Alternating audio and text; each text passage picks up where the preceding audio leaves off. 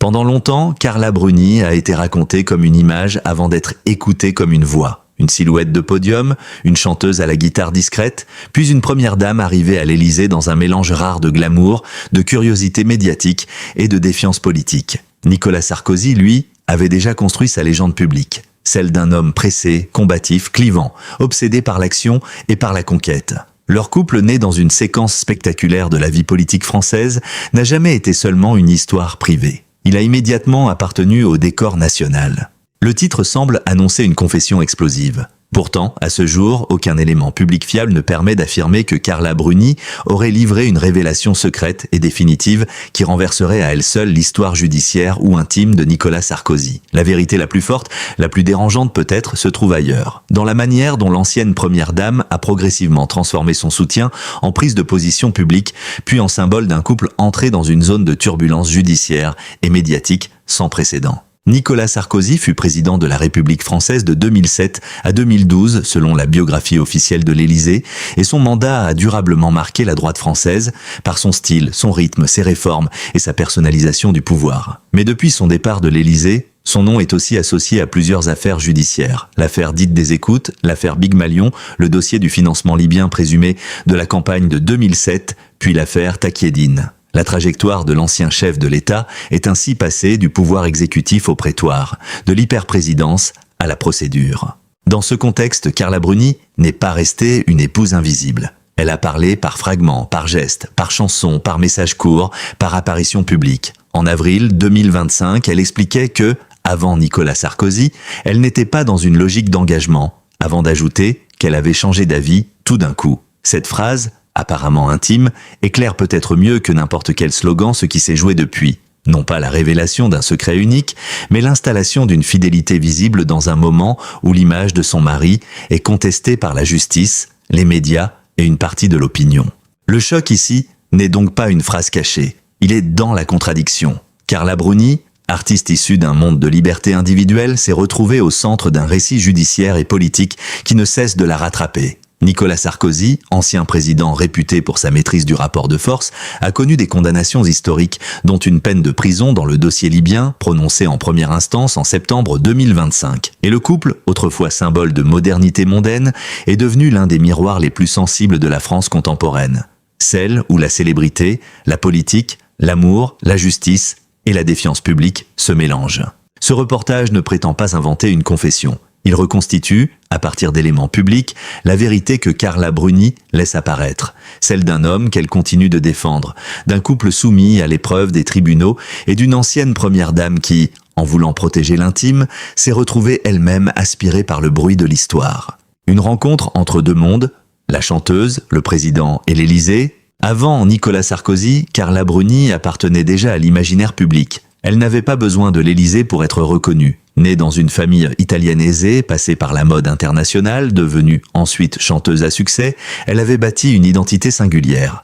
Celle d'une femme capable de quitter les podiums pour entrer dans la chanson, de passer du silence calculé, des images de mode, à une écriture intime, souvent murmurée. Son premier grand succès musical avait fixé un ton, peu d'effets, peu de démonstrations, une mélancolie élégante. Nicolas Sarkozy, lui, venait d'un tout autre univers. Celui des meetings, des caméras, des plateaux de télévision, des affrontements internes à la droite, des slogans et des réformes. Élu président de la République en mai 2007, il incarnait une rupture de style. Il parlait vite, bougeait vite, décidait vite. Il voulait être vu comme un chef d'État de l'action permanente, à l'opposé de la distance monarchique qu'on associait souvent à la fonction présidentielle française. Son arrivée à l'Élysée avait donc déjà quelque chose de théâtral, une promesse d'énergie mais aussi une exposition constante. Lorsque Carla Bruni entre dans sa vie, la scène publique est déjà saturée. Sarkozy vient de divorcer de Cécilia. Le pays observe, les journaux commentent, les photographes suivent. Le couple se forme dans un climat où l'intimité présidentielle devient immédiatement matière médiatique. La romance est rapide, commentée, presque impossible à isoler du spectacle politique. Le mariage, célébré le 2 février 2008 à l'Élysée, transforme définitivement Carla Bruni en première dame. Un extrait publié par Le Monde sur les coulisses de l'Élysée rappelle que cette union fut organisée dans le secret, au cœur même du palais présidentiel, dans une journée où les affaires d'État et l'intime se superposaient. Cette superposition est essentielle. Dès le départ, l'histoire de Carla Bruni et Nicolas Sarkozy ne ressemble pas à une simple histoire d'amour placée sous les projecteurs. Elle devient un épisode de la présidence elle-même. Chaque geste de l'ancienne mannequin est observé comme un message. Chaque robe portée lors d'une visite officielle est lue comme un signe. Chaque chanson, chaque parole, chaque sourire peut être interprété. La première dame n'a pas de rôle constitutionnel comparable à celui d'un ministre ou d'un élu, mais elle occupe une place symbolique considérable. Elle représente sans gouverner. Elle accompagne sans décider. Elle humanise parfois, expose souvent. Le paradoxe de Carla Bruni commence là. Elle a longtemps incarné une forme de liberté individuelle presque aristocratique. Liberté de changer de métier, de pays, de langue, de style, de vie sentimentale. En devenant l'épouse du président de la République, elle accepte une institution dont le fonctionnement repose sur la retenue, le protocole, la discipline et la surveillance permanente. La femme qui chantait l'intime entre dans une maison où l'intime devient affaire d'État. Ce passage n'a pas seulement intéressé la presse people, il a aussi modifié la perception de Nicolas Sarkozy. À l'époque, ses adversaires dénoncent un président trop fasciné par les signes extérieurs de réussite, trop proche des célébrités, trop visible dans sa vie privée. Ses partisans, au contraire, y voient un homme moderne capable d'assumer sa vie personnelle sans se cacher derrière une froideur institutionnelle. Carla Bruni devient alors un élément de cette bataille d'image. Elle adoucit parfois le style de Sarkozy, mais elle renforce aussi l'idée d'une présidence spectaculaire. La vérité choc que Carla Bruni révélerait aujourd'hui ne peut pas être comprise sans cette origine. Dès leur rencontre, Nicolas Sarkozy n'est pas seulement un mari. Il est une fonction, une marque politique, un symbole de pouvoir. Et Carla Bruni n'est pas seulement une épouse. Elle devient le visage culturel, esthétique et affectif d'une présidence qui se veut différente. Leur couple se construit donc sur une tension permanente.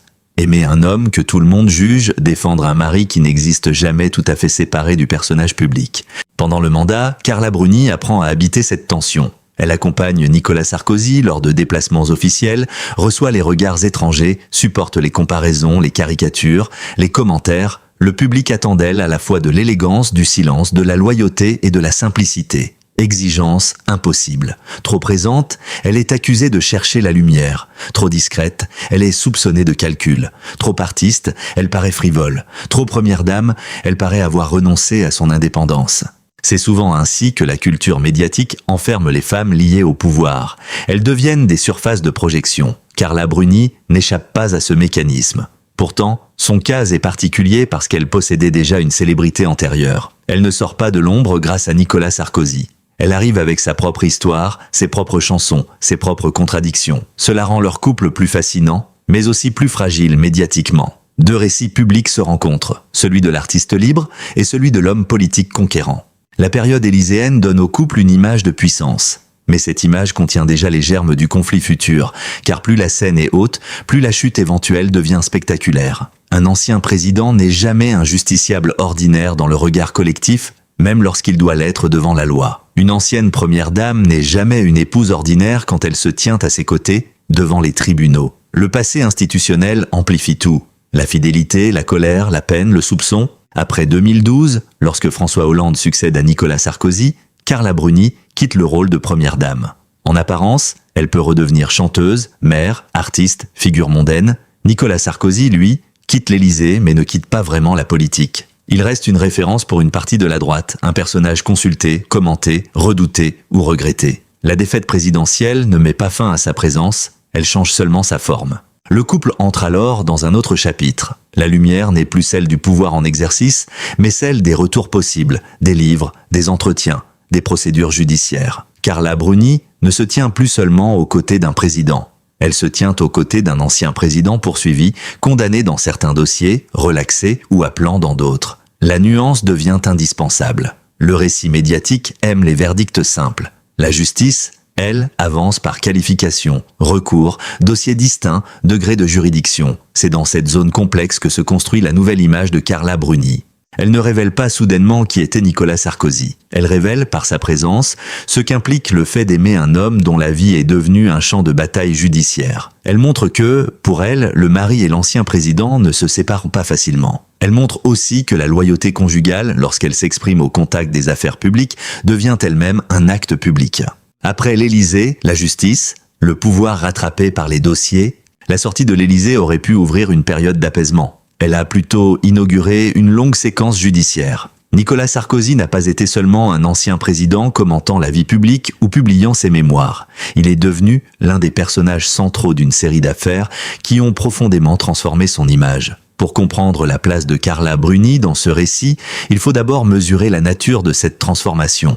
L'affaire dite des écoutes, également appelée « affaire Bismuth », a marqué un tournant. Nicolas Sarkozy y a été condamné pour corruption et trafic d'influence dans un dossier lié à des conversations téléphoniques avec son avocat. Cette condamnation a conduit à l'exécution d'une peine sous bracelet électronique. En février 2025, Carla Bruni a publié un message de soutien après la pose du bracelet électronique de son mari, selon Madame Figaro. Le symbole était fort, l'ancien chef de l'État, jadis incarnation de l'autorité républicaine, se retrouvait soumis à une mesure de contrainte pénale. L'affaire Big Malion, elle, concerne le financement de la campagne présidentielle de 2012. Nicolas Sarkozy a été condamné pour financement illégal de campagne dans un dossier portant sur le dépassement du plafond légal des dépenses. En novembre 2025, la Cour de cassation a confirmé sa condamnation dans cette affaire, selon Reuters. Ce point est important car il montre que les difficultés judiciaires de l'ancien président ne se résument pas à un seul dossier. Elles forment un ensemble qui pèse sur son image publique, même si chaque procédure possède ses faits, ses qualifications et son calendrier propre. Le dossier le plus spectaculaire demeure celui du financement libyen présumé de la campagne de 2007. En septembre 2025, le tribunal correctionnel de Paris a condamné Nicolas Sarkozy à 5 ans de prison ferme pour association de malfaiteurs dans ce dossier, tout en l'écartant d'autres chefs d'accusation faute de preuves suffisantes, selon Le Monde. Ce point mérite d'être formulé avec précision. La justice n'a pas retenu toutes les accusations, mais elle a jugé suffisamment grave l'existence d'un projet délictueux impliquant des proches de l'ancien président. Sarkozy a contesté cette décision et fait appel. La portée historique de cette condamnation tient au statut de Nicolas Sarkozy. La France avait déjà connu des anciens responsables politiques condamnés. Mais l'image d'un ancien président de la République confronté à une peine de prison dans un dossier lié à une campagne victorieuse touche à quelque chose de plus profond. La confiance dans les institutions, la mémoire d'une élection, la frontière entre pouvoir légal et pratique d'influence. L'affaire dépasse donc la biographie d'un homme. Elle interroge la République sur ce qu'elle accepte, ce qu'elle prouve, ce qu'elle sanctionne et ce qu'elle laisse dans l'ombre. Pour Carla Bruni, cette séquence place l'épouse dans une position presque impossible. Si elle se tait, son silence est interprété. Si elle parle, ses mots deviennent des éléments du théâtre médiatique. Si elle sourit, on y voit de la provocation. Si elle paraît abattue, on y voit un aveu. L'entourage des personnalités politiques est souvent pris dans cette machine. Chaque attitude est lue comme un indice, alors qu'elle peut simplement relever de la fatigue, de la pudeur ou de la stratégie de protection familiale. La vérité que Carla Bruni laisse apparaître ici n'est pas juridique. Elle n'est pas juge, elle n'est pas procureur, elle n'est pas avocate dans le dossier. Sa parole appartient d'abord au registre du soutien. Mais ce soutien est lui-même devenu un fait politique, parce qu'il s'exprime autour d'un ancien président. Quand elle écrit quelques mots d'amour, quand elle partage une chanson, quand elle accompagne son mari à l'audience, elle ne produit pas seulement une scène conjugale. Elle alimente aussi une contre-narration, celle d'un homme présenté par ses proches comme injustement poursuivi, mais considéré par la justice comme condamné dans plusieurs dossiers. Le public, lui, se retrouve face à deux récits concurrents. D'un côté, les décisions judiciaires, les enquêtes, les appels, les mises en examen, les condamnations. De l'autre, le récit intime d'un homme entouré par sa famille, défendu par son épouse, soutenu par certains fidèles. La force de ce second récit tient à son humanité. Il ne nie pas nécessairement les procédures, mais il invite à regarder Nicolas Sarkozy non plus seulement comme un ancien président, mais comme un mari, un père, un homme éprouvé. C'est précisément là que la figure de Carla Bruni devient centrale. En septembre 2025, après la condamnation dans le dossier libyen, Carla Bruni a publié une vidéo dans laquelle elle chantait « Let it be » en soutien à son mari d'après Madame Figaro. Le choix de cette chanson n'est pas anodin. « Let it be » peut se comprendre comme une forme d'acceptation, mais aussi comme une manière de tenir debout lorsque les mots politiques sont épuisés. Une chanson permet de dire sans plaider. Elle contourne le langage judiciaire, elle transforme une affaire pénale en scène émotionnelle. Cette scène a pu toucher certains, agacer d'autres. Pour les soutiens de Sarkozy, elle montrait une fidélité. Pour ses critiques, elle risquait de déplacer l'attention du fond judiciaire vers le registre sentimental. C'est tout le problème des affaires politico-judiciaires médiatisées. Elles ne se jouent pas seulement dans les tribunaux. Elles se rejouent ensuite dans les images, dans les commentaires, dans les réseaux sociaux, dans les salons, dans les familles, dans les mémoires partisanes. La justice, pourtant, ne fonctionne pas sur l'émotion. Elle avance par dossier. En 2026, le dossier libyen se poursuit en appel. En juin 2026, l'Associated Press rapportait que les procureurs français avaient demandé en appel une peine de 7 ans de prison et une amende de 300 000 € contre Nicolas Sarkozy, avec un verdict attendu le 30 novembre. Cette donnée replace le récit dans son actualité. L'histoire n'est pas terminée. Elle reste juridiquement ouverte, politiquement sensible, médiatiquement explosive. Le choc de cette période vient aussi du contraste entre l'homme qui gouvernait et l'homme qui doit répondre. Nicolas Sarkozy a longtemps bâti son image sur l'autorité, l'ordre, la volonté. Le voir confronté à la contrainte judiciaire produit un renversement symbolique puissant. L'ancien président, qui parlait au nom de l'État, se retrouve face à l'État judiciaire. L'homme qui incarnait la décision devient objet de décision. Cette inversion nourrit la fascination publique. Carla Bruni, dans ce renversement, occupe une place de témoin visible. Elle n'est pas neutre, puisqu'elle est l'épouse. Mais elle n'est pas non plus une simple spectatrice car sa parole influence l'atmosphère du récit. Elle rappelle qu'un procès d'ancien président ne touche pas seulement une carrière. Il traverse aussi une maison, une famille, des enfants, des habitudes quotidiennes, un corps social proche. Sans excuser, sans condamner, le regard culturel doit reconnaître cette dimension humaine. Mais la dimension humaine ne doit jamais effacer la dimension publique. Nicolas Sarkozy n'est pas poursuivi comme un citoyen anonyme. Les faits examinés concernent des campagnes électorales, des soupçons de financement politique, des relations de pouvoir, des intermédiaires, des institutions. L'enjeu n'est pas seulement la douleur d'une famille, il est aussi la responsabilité d'un homme qui a exercé la plus haute fonction de l'État. C'est pourquoi le récit de Carla Bruni, aussi sincère puisse-t-il paraître, ne peut suffire à remplacer les décisions de justice. C'est là que se trouve la tension la plus forte, entre la fidélité et la responsabilité, entre l'amour et l'institution, entre le foyer et la République. Carla Bruni peut dire qu'elle aime Nicolas Sarkozy. Elle peut le soutenir publiquement, elle peut refuser l'image d'un homme réduit à ses condamnations. Mais l'espace public, lui, est obligé de poser une autre question. Que reste-t-il de la confiance démocratique lorsque le parcours d'un ancien président se confond avec une succession de procédures? La réponse n'est pas simple, elle ne tient ni dans l'adoration, ni dans la haine. Elle exige de distinguer les faits établis, les accusations encore contestées, les appels en cours, les réactions familiales et les stratégies médiatiques. C'est précisément ce que le récit spectaculaire oublie souvent. Il cherche une phrase choc, or la réalité est plus lourde, elle s'étend sur des années, des centaines de pages de jugements, des audiences, des recours, des fidélités et des fractures.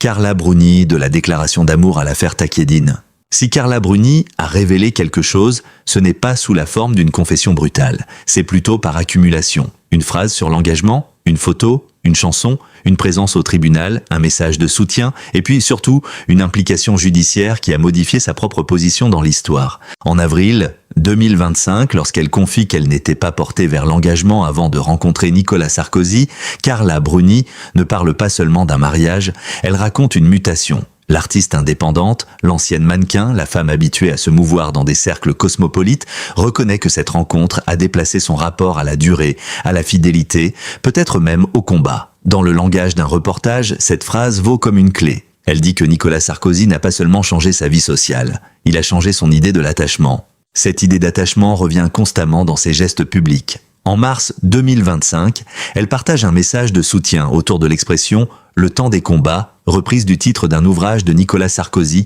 selon Madame Figaro. Quelques mois plus tard, après la condamnation de septembre, elle chante « Let it be ». Entre les deux, un même fil, présenter l'épreuve judiciaire comme un combat à traverser, non comme une fin. Dans un couple ordinaire, ces gestes resteraient peut-être confinés à la sphère privée. Dans le cas Sarkozy-Bruni, ils deviennent immédiatement politiques. La raison est simple. Nicolas Sarkozy n'est pas seulement un mari blessé par des décisions de justice. Il est un ancien président qui conserve un réseau, une influence, des fidèles, des adversaires et un rôle dans l'imaginaire de la droite française. Son épouse, lorsqu'elle parle, ne parle donc jamais dans le vide. Ses mots rejoignent un champ de bataille symbolique. Il serait injuste de réduire Carla Bruni à une stratégie de communication. Rien ne permet d'affirmer que chaque geste est calculé au millimètre. Mais il serait naïf, inversement, de croire que ces gestes n'ont aucun effet public. L'ancienne première dame connaît l'image. Elle sait ce qu'une chanson peut produire, ce qu'une photo peut suggérer, ce qu'un mot d'amour peut déplacer. Son parcours dans la mode et la musique l'a préparée à cette grammaire du signe. Elle n'a pas besoin d'un long discours pour occuper l'espace médiatique. C'est pourquoi sa parole fascine. Elle ne ressemble pas au langage des avocats, elle ne ressemble pas non plus au langage des élus. Elle est plus brève, plus affective, plus esthétique. Elle parle par fragments. Cette forme lui permet de soutenir Nicolas Sarkozy sans entrer dans le détail des dossiers. Mais elle crée aussi une ambiguïté. Le public peut entendre une déclaration d'amour comme une prise de position sur la justice, alors que les deux registres ne sont pas identiques. La situation se complique en juillet 2024, lorsque Carla Bruni-Sarkozy est mise en examen dans le volet lié à la rétractation de Ziad Takieddine. Selon l'Associated Press, les charges préliminaires retenues contre elle incluent notamment la subornation de témoins et la participation à une association de malfaiteurs en vue d'une fraude destinée à tromper les magistrats. Enquêtant sur les soupçons de financement libyen de la campagne de 2007. Le Monde a également rapporté sa mise en examen dans ce dossier, lié à l'opération médiatique autour de la rétractation de Takieddine. Il faut ici rappeler un principe essentiel. Une mise en examen ne vaut pas condamnation. Elle signifie que les juges estiment disposer d'indices graves ou concordants justifiant l'ouverture d'un examen approfondi du rôle d'une personne dans une procédure. Carla Bruni conteste les accusations par l'intermédiaire de sa défense. La présomption d'innocence doit donc être respectée. Mais, médiatiquement, le seuil a changé. Elle n'est plus seulement l'épouse qui soutient. Elle devient aussi une personne concernée par un volet de l'affaire. Ce déplacement est majeur. Pendant des années, Carla Bruni pouvait apparaître comme le visage affectif d'un homme poursuivi. Avec l'affaire Takieddine, elle entre elle-même dans le récit judiciaire. Cela ne signifie pas qu'elle soit coupable. Cela signifie que la frontière entre l'intime et le dossier s'est encore réduite. La femme qui voulait peut-être protéger son mari se retrouve à devoir protéger aussi sa propre position. Dans le regard public, cette situation provoque un trouble. Les soutiens du couple peuvent y voir un acharnement, une extension injuste des procédures à l'entourage familial. Les critiques peuvent y voir au contraire la preuve que le cercle proche de Nicolas Sarkozy mérite d'être examiné. Entre ces deux lectures, il y a l'espace du droit qui doit établir les faits, distinguer les responsabilités, refuser les simplifications. Le cas de Ziad Takieddine est lui-même complexe. Intermédiaire franco-libanais, il a joué un rôle central dans plusieurs épisodes médiatiques et judiciaires liés aux accusations de financement libyen. Ses déclarations, ses rétractations et les conditions de ces rétractations ont alimenté une enquête spécifique. C'est dans ce cadre que le nom de Carla Bruni apparaît. Pour un lecteur ou un spectateur, la tentation est grande de résumer cette affaire en une phrase. Mais une fangue sérieuse doit au contraire résister à cette facilité. Les dossiers judiciaires ne sont pas des légendes urbaines, ils exigent de la précision. La vérité choc, ici, n'est donc pas que Carla Bruni aurait soudainement révélé un secret sur Nicolas Sarkozy. Elle est que son soutien, en apparence conjugal, s'inscrit désormais dans un environnement judiciaire où chaque geste passé peut être questionné. Cela change la tonalité de l'histoire. Une épouse qui chante pour son mari condamné produit une image émouvante. Une épouse mise en examen dans un volet connexe produit une image beaucoup plus trouble. Les deux images coexistent. Aucune ne doit effacer l'autre. Cette coexistence explique peut-être le malaise que suscite le couple. Carla Bruni et Nicolas Sarkozy ne sont ni de simples victimes d'une exposition excessive, ni de simples personnages de romans noirs. Ils sont des figures publiques prises dans des procédures réelles, dans une histoire conjugale réelle, dans une stratégie de défense réelle, dans une culture médiatique qui transforme tout en symbole. Le journalisme culturel doit regarder cette superposition sans céder au fantasme. Carla Bruni continue pourtant d'utiliser un langage de fidélité. Ce langage est ancien dans l'histoire politique. Les épouses de dirigeants poursuivis ou contestés apparaissent souvent comme les dernières gardiennes d'une version intime de l'homme public. Elles rappellent les repas, les enfants, les gestes quotidiens, les fragilités. Elles disent, derrière le nom, il y a un être humain. Cette vérité est juste, mais elle n'annule pas l'autre vérité. Derrière l'être humain, il y a aussi une fonction exercée, des décisions prises, des campagnes menées, des comptes à rendre. Ce qui rend Carla Bruni particulière, c'est qu'elle formule cette fidélité avec les outils de l'artiste. Elle ne monte pas à la tribune, elle ne fait pas un discours doctrinal. Elle chante, elle poste, elle accompagne, elle laisse entendre. Sa manière de parler est moins argumentative que sensible. Elle ne cherche pas toujours à convaincre, elle cherche parfois à installer une émotion. Or l'émotion, en politique, peut être puissante. Elle peut humaniser, elle peut aussi brouiller. Prenons la vidéo de Let It Be. Pour certains, elle dit simplement « Une femme soutient son mari dans une période dramatique ». Pour d'autres, elle détourne l'attention d'une condamnation lourde. Les deux perceptions sont possibles parce que l'image ne tranche pas. Elle flotte entre le privé et le public. Elle ne dit pas « Voici la preuve ». Elle dit « Voici notre épreuve ». Et c'est peut-être cela la véritable révélation. Carla Bruni ne révèle pas un dossier, elle révèle une posture. Cette posture peut se résumer en 3 mots. Tenir, aimer, combattre. Tenir face à l'humiliation publique. Aimer malgré la chute judiciaire. Combattre contre une version de l'histoire qu'elle juge, explicitement ou implicitement, injuste pour son mari. Mais ces trois mots, dans une démocratie, ne peuvent pas remplacer une quatrième exigence, établir. Établir les faits, établir les responsabilités, établir les limites entre la défense légitime et l'influence interdite. C'est là que l'affaire Sarkozy-Bruni dépasse le couple. Elle parle de notre époque. Une époque où les figures publiques ne se défendent plus seulement devant les juges, mais aussi devant les caméras, les réseaux sociaux, les communautés de fans, les chaînes d'information, les biographies, les livres et les vidéos. La justice rend des décisions. L'opinion rend des impressions. Les deux ne vont pas toujours au même rythme. Dans ce décalage, Carla Bruni a choisi de ne pas disparaître. Elle aurait pu s'effacer complètement, se retirer dans la musique ou la famille. Elle ne l'a pas fait. Elle a maintenu une présence. Discrète par moments, spectaculaire à d'autres. Cette présence dit quelque chose de Nicolas Sarkozy, mais aussi d'elle-même. Elle accepte d'être jugée avec lui par l'opinion, même si la justice doit la juger séparément selon les faits qui lui sont propres. La vérité la plus dérangeante est peut-être là. Le destin public de Carla Bruni et celui de Nicolas Sarkozy sont désormais entremêlés au point que chaque tentative de séparation paraît artificielle. Lui reste l'ancien président, elle reste l'ancienne première dame.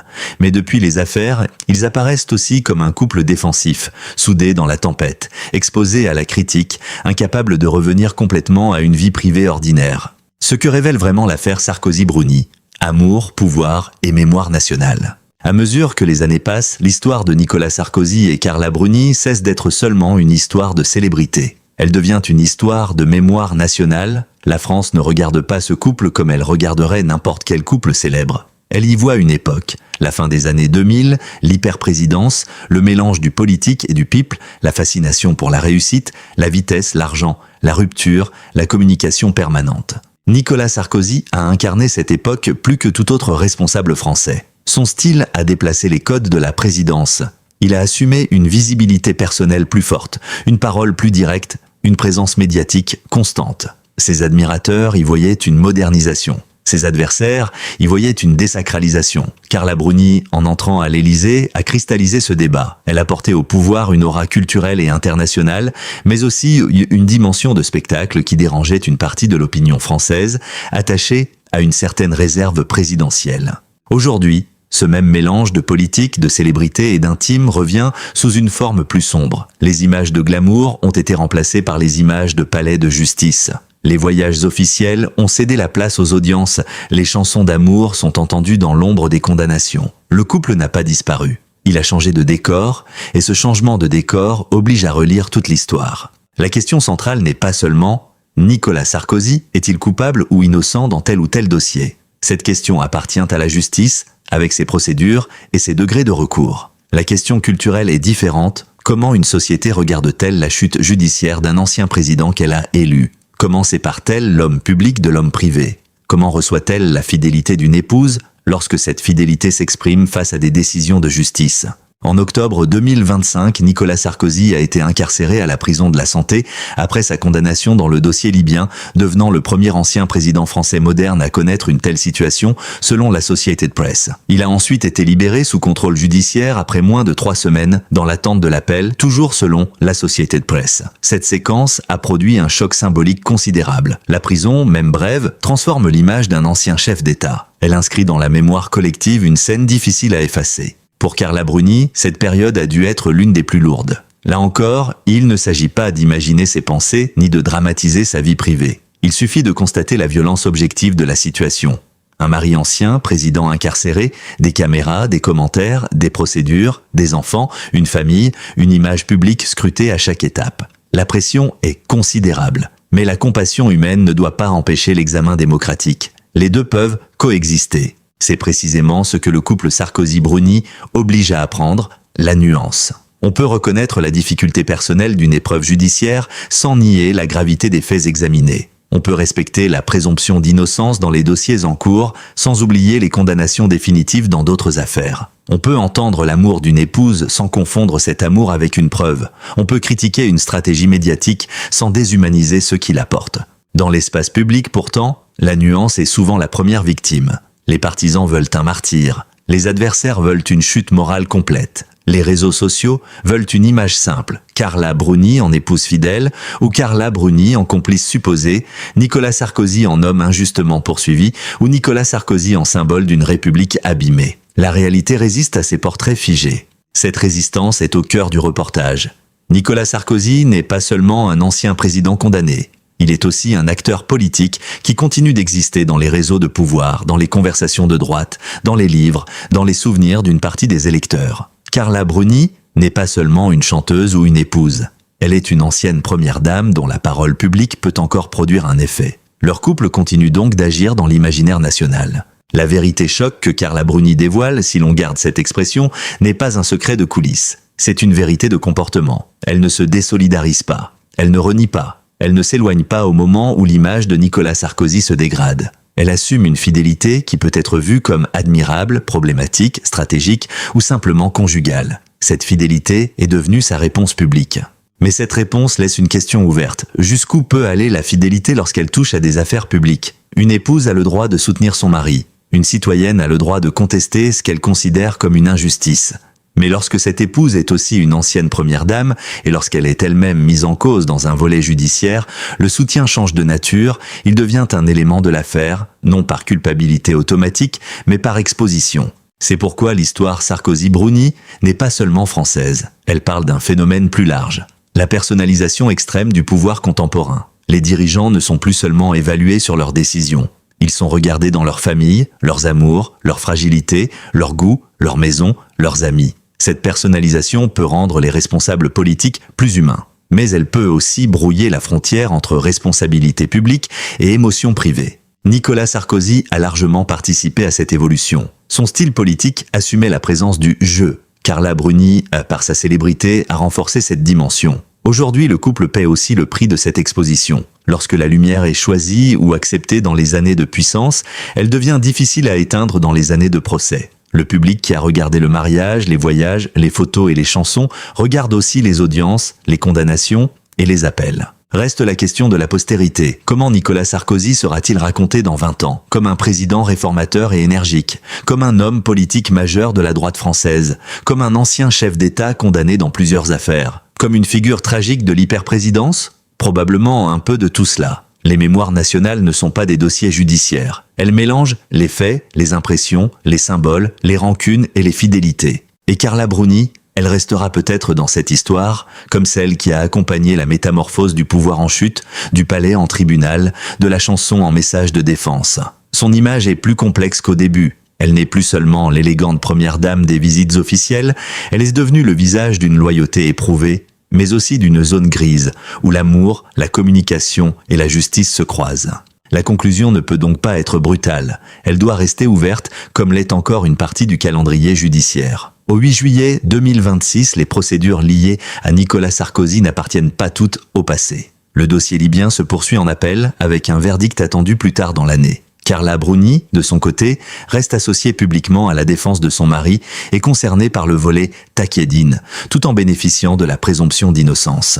Ce que l'on peut dire avec certitude, c'est que le couple a cessé d'être une simple image mondaine. Il est devenu un récit politique et judiciaire. Un récit où chaque geste compte, où chaque silence pèse, où chaque chanson peut être interprétée comme une déclaration. Carla Bruni n'a peut-être pas révélé un secret spectaculaire, mais elle a révélé une position. Rester auprès de Nicolas Sarkozy, même lorsque l'ancien président n'est plus seulement contesté par ses adversaires, mais condamné par des juridictions dans plusieurs dossiers. Pour certains, cette fidélité sera la preuve d'un amour solide. Pour d'autres, elle symbolisera l'incapacité d'un cercle de pouvoir à reconnaître la gravité des décisions judiciaires. Pour d'autres encore, elle restera simplement l'histoire d'une femme qui refuse d'abandonner son mari au moment le plus sombre. Le reportage ne doit pas choisir à la place du lecteur, il doit montrer les faits, les tensions, les contradictions. Alors, que révèle vraiment Carla Bruni sur Nicolas Sarkozy ? Peut-être ceci. Derrière l'ancien président combatif, il y a un homme qui continue de susciter une loyauté intense chez ses proches. Mais derrière cette loyauté, il y a aussi une république qui demande des comptes et une justice qui, malgré les pressions symboliques, poursuit son travail. La vérité choc n'est donc pas une phrase, c'est un face-à-face. D'un côté, une femme qui dit, par ses gestes, « je reste ». De l'autre, une institution qui dit, « les faits doivent être jugés ». Entre les deux, Nicolas Sarkozy demeure l'une des figures les plus controversées de la France contemporaine. Et vous, que pensez-vous de cette histoire ? Carla Bruni incarne-t-elle une fidélité admirable, une stratégie de défense publique ou le symbole d'un ancien pouvoir incapable de sortir de sa propre légende ? D'après vous, Quelle image restera de Nicolas Sarkozy lorsque tous les dossiers judiciaires seront refermés? Commentez, likez et abonnez-vous pour suivre nos prochains reportages sur les grandes figures qui ont marqué la politique, la culture et la mémoire collective.